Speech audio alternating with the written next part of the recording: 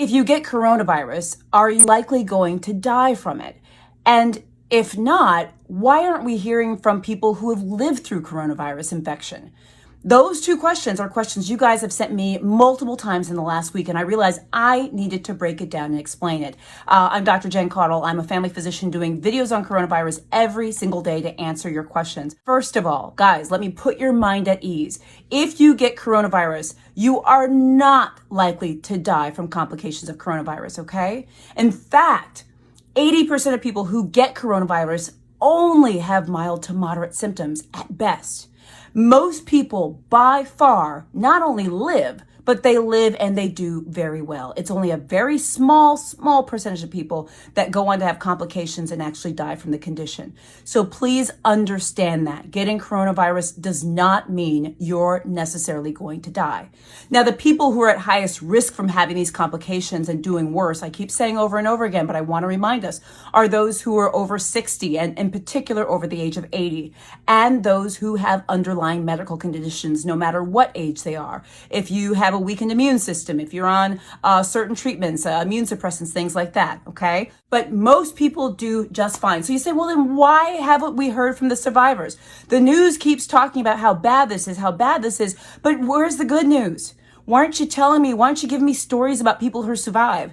And that's what you guys are saying to me. Why aren't you hearing about survivors? I think some of the reason is that we haven't diagnosed all the people in this country with it. You know that we have a shortage of diagnostic kits and tests, so we don't know everyone who has it. And it is possible to have such mild symptoms you may not even know you have coronavirus. But let me give you a couple of facts. First of all, okay, generally the symptoms of coronavirus start a couple days, 2 to 5 days or so after you get exposed. However, they can come up to 14 days after exposure.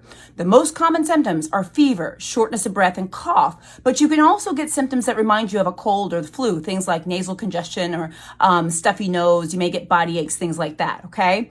But most people, 80% of people have mild to moderate disease, and they will recover from their symptoms after 1 to 2 weeks, which is wonderful. Now, those who have more severe symptoms, they may take up to 6 weeks or maybe even a little longer to recover, but the vast majority of people are likely to recover after a couple of weeks.